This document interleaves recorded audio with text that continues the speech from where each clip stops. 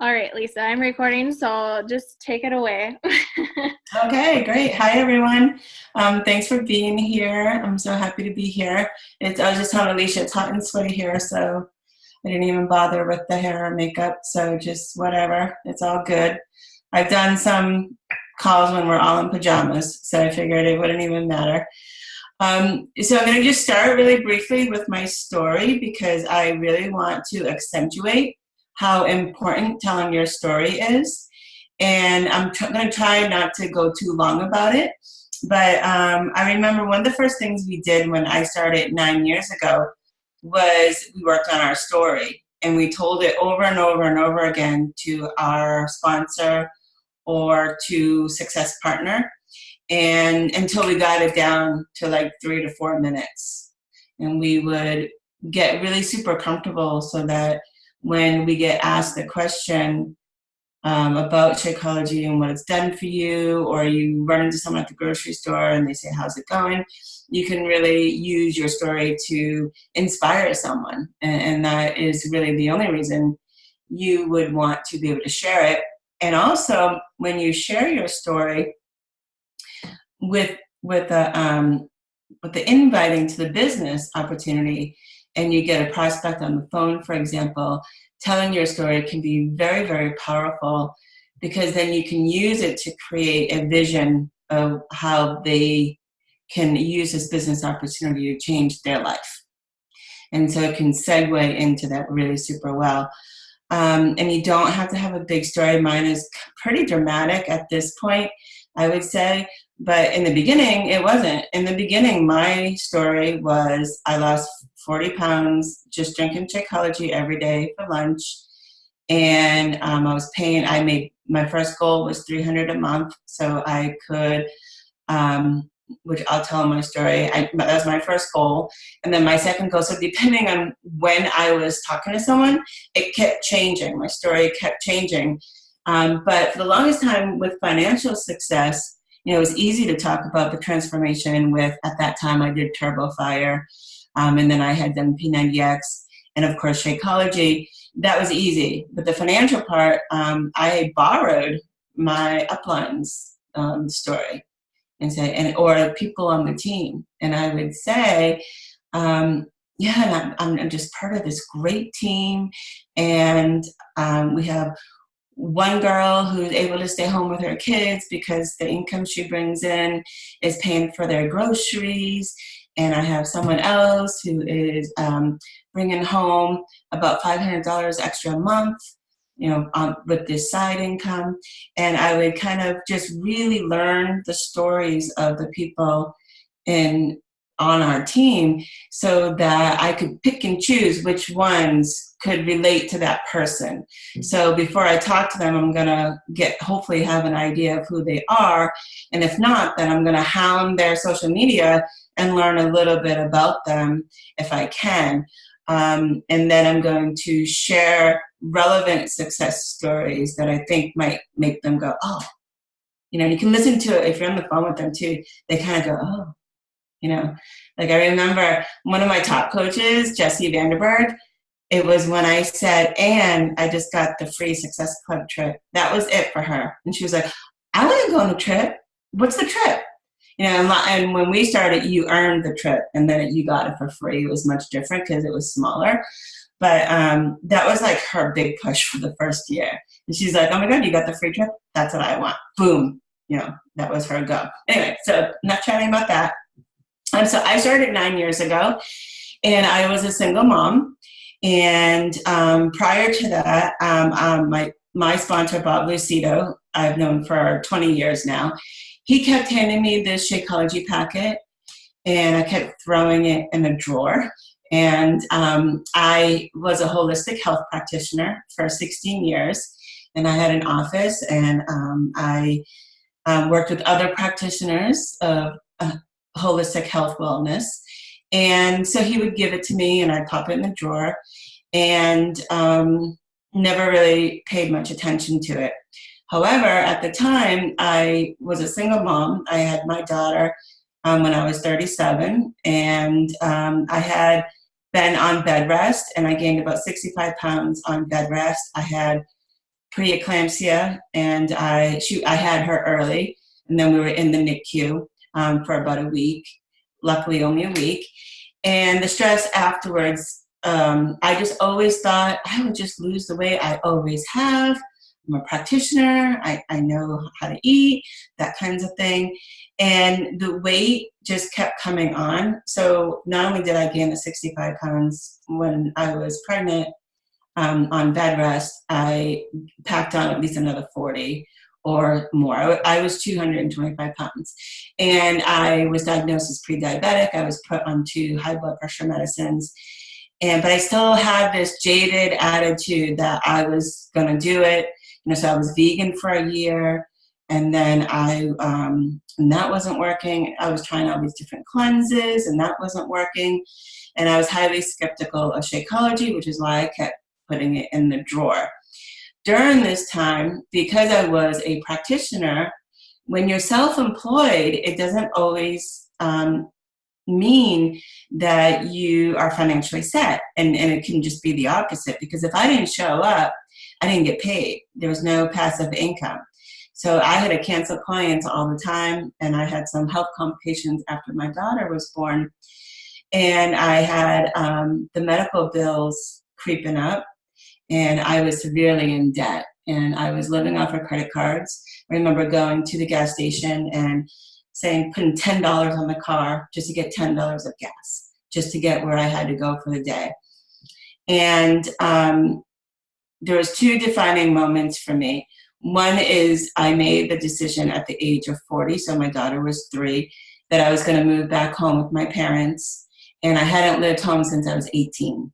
And that was a really super big deal to me, because I just was like in over $40,000 in debt and just couldn't catch my breath.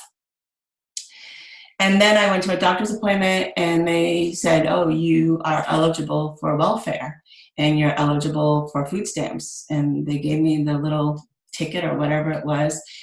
And I remember going to the grocery store, and I couldn't use it. I just froze.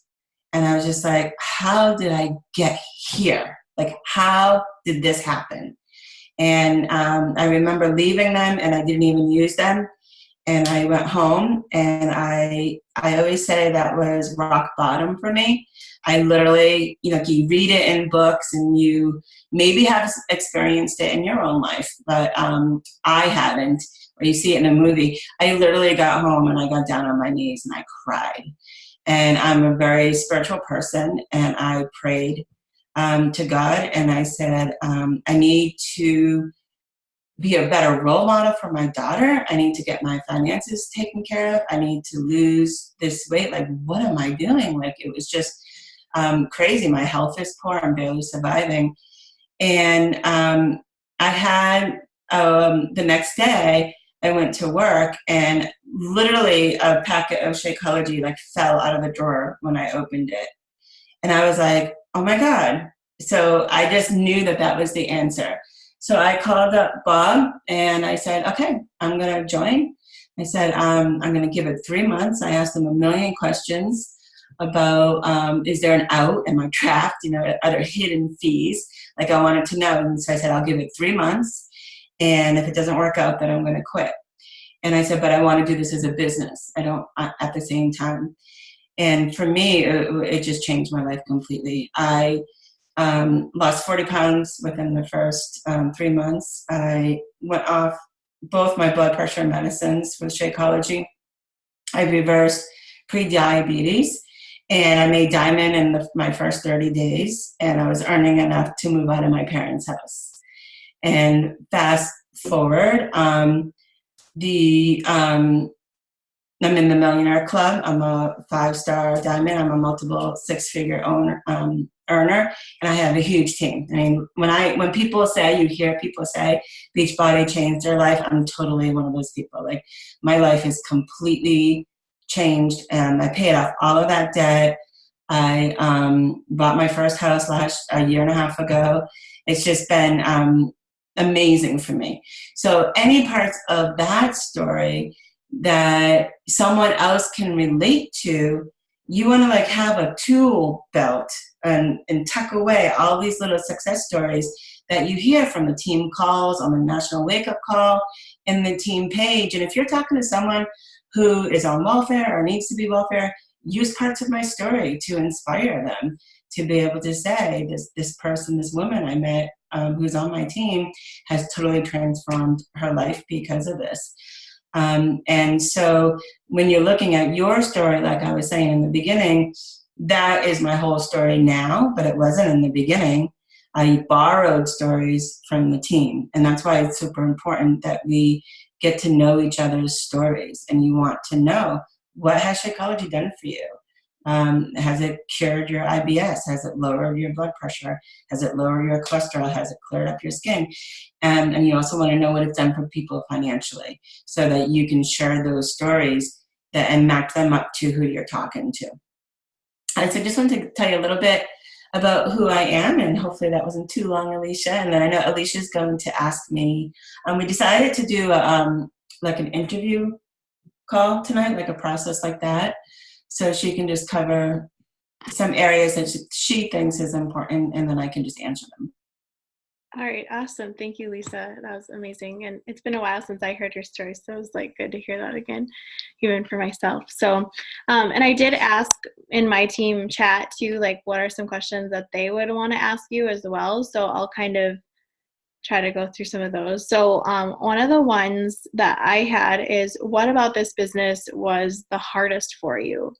Like, whether that was a new coach, or whether, like, now that you're a seasoned, 9 years being a leader, like, what has been the hardest thing for you? I think the hardest thing was, my daughter was 3 when I started. And again, I was a single mom. And I think that as I started to bring new coaches on, I got overwhelmed with then learning how to be a leader at the same time when I was still a new coach. Like, how am I supposed to recruit people and run my business and also train on all these new people that I've made a commitment to now? And there was a point when I was also back working, so I was also working, and I had to rely on the team. And I say that's the hardest for me, because my ego got involved, and I'm a very strong leader type of person. So letting go of that control kind of bothered me in the beginning. Like, I should be training them, but I actually entered into group trainings with them, and leaned on the other leaders and the team to help do that. So I had to let go of some of my control issues. And what I decided to do was, all my personal development was on becoming a leader. And so I grabbed everything I could get my hand on that has to do with leading. So I figured, okay, well, I better figure this out. I mean, I don't even know what I'm doing here. So, I just had to figure it out as I went along. I would say that was the biggest challenge. Yeah, definitely. Awesome. So I had somebody from our team ask, what do you do when you're ghosted by someone? Like, whether you spent a lot of time in that conversation. And this just happened to me just here this week. I was like, this lady was really invested and she was excited about everything. But so it is a good question, because it does happen. It happens to me still. And it happens, obviously, to new coaches. It happens to everybody. So what do you do when you're ghosted by someone? I think that I've had to really learn over the years to not take it personally. If you read the 5 agreements, one of the agreements is to not take things personally. And I also had to remember that a lot of people aren't on social media as much as I am. So they might only check it every 2 or 3 days. Maybe that's true, maybe that's not. But I've just learned over the years that it's very rare for it to be personal. And it's usually they had something come up in their life. So what I've learned to do is, if you guys have seen me on any other calls, I can be pretty frank, and I like to be honest. I don't like to be brutally honest, but I like to be honest in a funny way. So I will usually give them a couple of days to give them space. I'll go on their timeline to make sure that nothing has happened in their life first, because sometimes we'll just take it personally and then discover, oh my God, their cat died. Now I feel like an ass. Just kind of like say, make sure, just double check. And then I like to use the voice messenger. I don't typically type. I'll leave them a message. I'll practice before I do it because there's no delete button on that thing. At least I haven't found it. But anyway, so I'll say, hey, I felt like we had a good rapport going, and I felt like this was the right thing. And I'll just ask them, what happened? Was it something I said? Did something come up in your life? Is there anything differently that I could have done? Or I don't ask them all these questions, but it's going to depend on who I'm talking to. But I'll just ask them, did something come up? Or if that's still not working and it's close to when my challenge group is going to fill up, I'm just going to say, hey, this is the last chance for you to join. Do you want to join this one, or do you want me to contact you for my next one? Will next month be a better time for you? That right there has worked really super well for me over the years, where people will say, oh my God, yeah, can I join you the one you have next month? Because it's just a busy time in their life. So I put them on the maybe list or the not now list. Then if someone's just completely ghosting me, and I just, I think now I don't care and I just let it go and move on. But I would say probably a good 5 or 6 years ago, I would just put them on my follow-up list, and I'd wait a month and check in again. And I'd use kind of the same thing that I was talking about, of just saying, so 3 or 4 weeks have gone by, and I'll say, hey, I thought I'd reach out to you just in case last time we talked, it just wasn't a good timing for you, and just in case this month is better, that kind of thing. Awesome. Yeah, that's great. And it's typical. Like my phone always rings when I'm on a call, so I muted myself. I mean, I've learned to be really quick. So, okay. The next one is how or what is the best way to attract working coaches that like really want this and like just want to dive into that? Yeah, I knew that was coming. I was like I was eating dinner like an hour and a half ago, and I'm like, okay, they're gonna ask about that. The most important thing is always going to be your mindset and getting laser focused of what you want.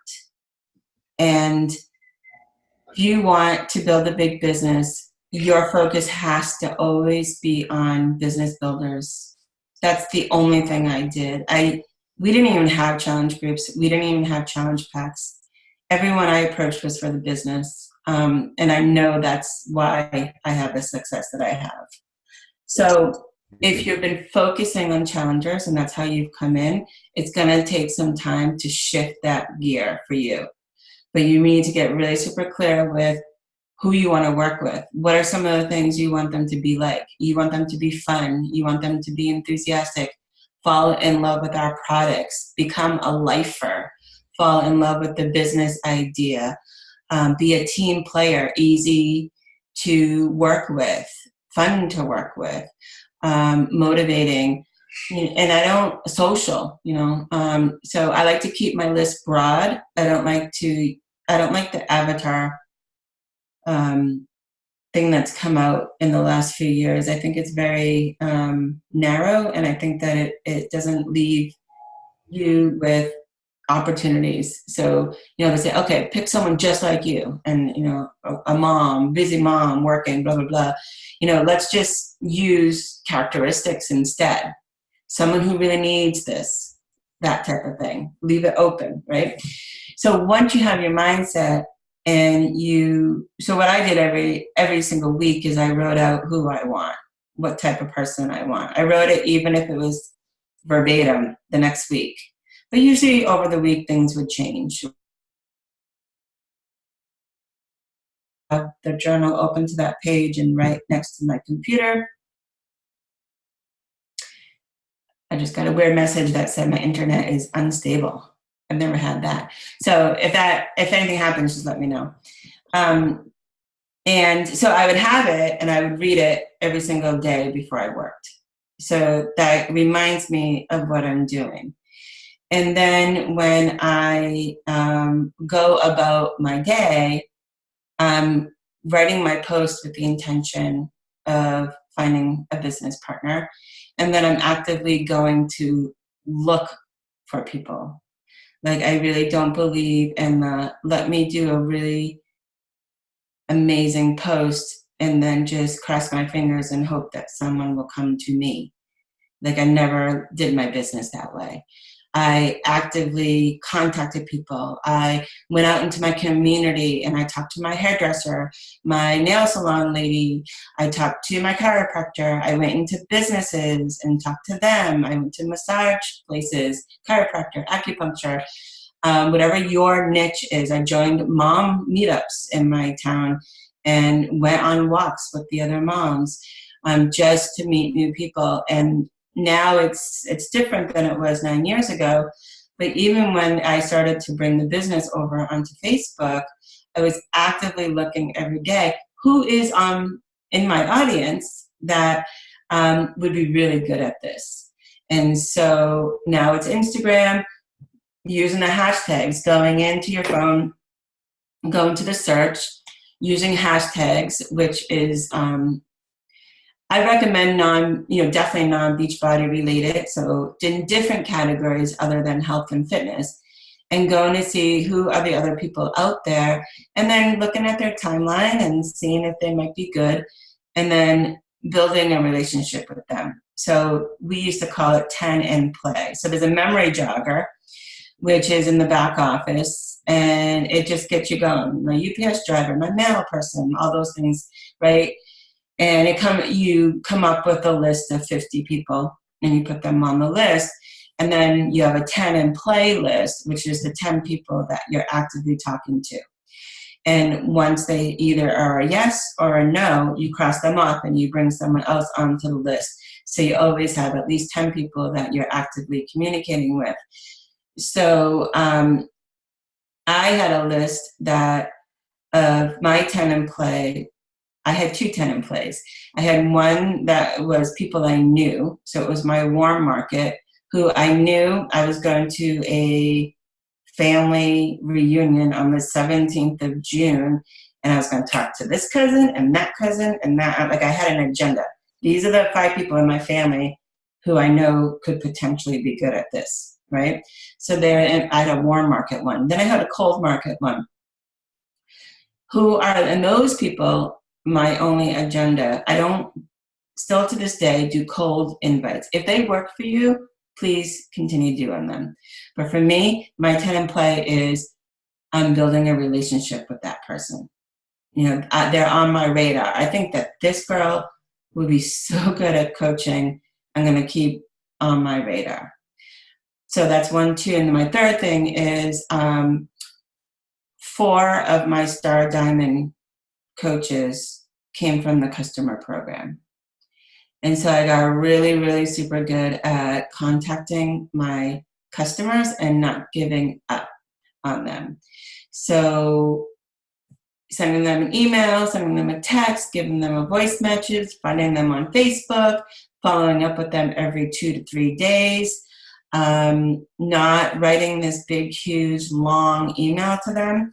My first email literally is, hey, thanks for buying 80-Day Obsession. Have you started yet? I just want to make contact.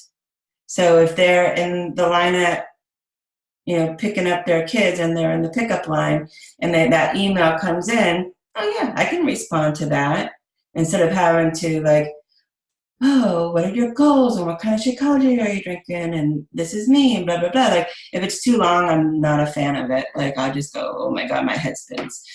So something super quick, a couple of lines to kind of raise their curiosity for them to want to make contact with you. Once you make that contact, you can have a conversation. And usually I bring it over to the phone. But anyway, so that is a network of, if you're hitting Success Club, Beachbody is giving you these customers, and hello, they're already interested in health and fitness. So how wonderful is that? Never give up on your customers. So even if they are not contacting you back, and you tried texting, you tried calling them, at least be sending them something monthly so that you don't lose touch with them. A newsletter, you can use MailChimp, or Automatic CEO has automatic emails that you can send to everybody, and you're at least staying in touch with them. And I've had customers for, my God, like 3 or 4 or 5 years later down the road, decide to do something. So I have 5 diamonds now, but I have 4 fallen diamonds. And three of those were also from the customer program, and 2 in particular who had become 1-star. No, I just want to be a customer for a year. And they were in my challenge groups, so I brought it over from their email to Facebook to challenge groups to be in touch more. Like I want to be, and then sending them the monthly email. So was there anything specific, Alicia, that I kind of danced around but you want more specifics for? No, I had to unmute myself. Now I forgot. But no, I think that was great. Like, just, it's kind of the age-old question that everybody gets asked on every call. So that was great. Yeah, absolutely. I think if I was to pick 2 things out of that, I would say your customers that you get from Beachbody. And also I would say, don't expect people to come to you. Take an active role every day finding people. Yeah. Okay. Yes, for sure. Okay, so I have a question. I have to kind of read it because it was kind of a crazy one. So someone had said that she's like in this group with like a bunch of farm girls, and because I'm actually in a few of those as well. But I kind of know the answer of what you're going to say to this, but she said like they're all doing keto and they all hate Beachbody and none of them want to work out because they just diss anytime somebody mentions workouts, and not just me. So her question is, do I just leave it alone or should I try to keep reaching out?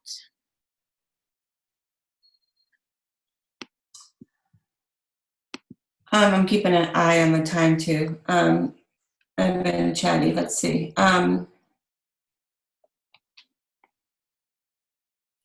When you go into groups, I think it's very distasteful to promote, and most of them don't allow. Your intent for going in groups is just to become friends with people. Mm-hmm. So I'm in a lot of groups. I don't even say that I'm a coach. They're going to figure it out when they get to my timeline.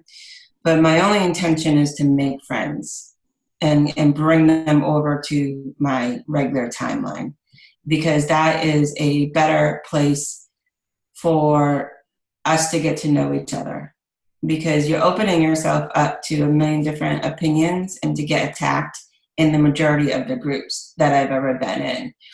And the people who are kind or are helpful, like I'm looking for certain characteristics of the people in that group, and then I'm interacting with them. And then once I feel like we have something that's clicking, then I'll send them a friend request. Or I'll even say in the group, hey, you and I have a lot in common. Is it okay if I send you a friend request? That type of thing. So I ignore the chatter about Beachbody or about Shakeology or whatever, and I just kind of filter through that and look to see who I can start forming some type of relationship with. Yes, absolutely. I agree 100% with that.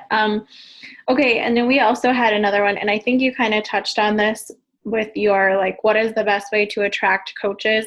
But how do you know when to invite when you are talking to someone? Like at what point in the conversation are you like, hey, you would make a really great coach? Or Yeah, that's a great question. I think it's just the art of listening. I really have even read books about that. During the time that I was reading all the books, well, I never stopped, but reading the leadership books when I was like, damn, I better figure out how to be a leader here. Um, the art of listening books were included in those. And there's always an opportunity. If you listen and you want to learn about them more than you want to tell them about you. So I always redirect the conversation back to them. Like I won't make it blatantly obvious, but I'll answer their question and then flip it right back to them right away. So I've learned to shorten my answers. And then in the beginning of the business, it was all about forming, and that's F as in Frank, O, R as in R, and then M as in Mary. And it's family, occupation, recreation, and then the message. So you're learning either about their family, their occupation, and or their recreation, which is what they like to do for hobbies and stuff, before you give them the message. So as you listen to them and learn them, you have to even discover, do I even have a message to give them? Have I learned enough about them to be able to say, hey, I have a gift to offer you that can help you either have more energy, improve your health, improve your financial situation, whatever. And sometimes we put the message first without even getting to know them. And then that's how Beachbody gets a bad rap. definitely. All right, and then so the very last question that I have here is I've told my team a lot about, obviously we talked about this today about the volume thing and how you say it's a Shakeology business. And I feel like so many people, like even on my team, and I admit it too, like I've been so Success Club orientated that it's like, Success Club, Success Club. But what is the best way to maximize volume in your business? Like, obviously, I kind of know the answer to this too, of what you're going to say, but what is the best way to do that? And, obviously, I agree with like lifers and things like that, but what is your opinion? Yeah, I'm going to try to do it in under 5 minutes. Okay. So, let's see. So, the problem with Success Club is when you make that your goal, you're looking at hitting numbers and getting recognition. Whereas Success Club is it's like the cherry on the top of the ice cream. It's like secondary. Like Success Club will come when I put helping people first. Who can I help today is the real question. And when you help someone, you get Success Club points. So I don't care how many Success Club points I get. If I get Success Club points, great. But it's who I'm helping. And I might help someone and not get Success Club points because I'm not going to push something on them that they don't need. If I'm talking with them and they just want beach bars, or they want daily sunshine for their kids, or they want something else that doesn't get us Success Club points, like I'm going to try to figure out, what do I have in our catalog that can help them, instead of the other way around, I have this challenge pack that I want you to buy, whether or not it's a good match for you. I can't even tell you how many insanity programs I sold in the beginning when it first came out that was a terrible match for people. They couldn't even do it, and their knees were killing them and blah, blah, blah. It's a tough program, right? So that I switched it, because like I said, we didn't have challenge books before, so it was always Shakeology. Volume, you have to study volume. PV, personal volume, is not going to make you money. TV, team volume, is what you want to look. So you have to go in the back office and look at the charts and look up what is the team volume. You know, there are some challenge packs where you get 20 team volume points for a challenge pack, 20. Whereas if you just told them a bag of Shakeology, you would have gotten 90. That's a 70-point difference. And if you're looking at that over the course of years, that all adds up. So, of course, lifers, and of course, getting everyone on Shakeology. You want to shift this. This is my opinion. You don't want to be fitness oriented. You won't make money in this business if you have a fitness business, because you don't make much money, and it's one time. All that hard work that you just put in, and you made $33 for it. Whereas you get them on a consumable product that they get month after month after month, that's where the money is. So it's the performance line. Daily Sunshine is 75 points. Shakeology's 90. Ultimate Reset, that's the way to go. Anyone on this team that wants an Ultimate Reset business, go for it. Run a team cleanse twice a year, spring and fall. You'll see your volume shoot up. But the only way you're going to be paid on that volume is if you're cycling. So you have to be Emerald and above. You have to learn your business and study the business and know how to maximize that. And we're going to run out. I don't know if you want to hop off and get back on, or if you want to just end it. You're muted again. Oh, there. That was it for questions anyway. So we can just end it if you're okay with that. And yeah, so or it's 7:40 your time. So okay, so yeah, so I hope that little bit helped. But you hopefully have a husband's account. Okay, I'm going to do this real quick. You hopefully have a husband's account. And if you don't, let's talk. But if you do, you get a customer to buy a challenge pack in that account. You're going to get the commission into your husband's account. And then the volume you're going to get paid on when you do a team cycle into your account.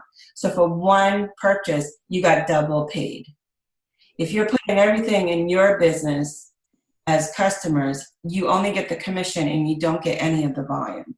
And if you don't understand anything I just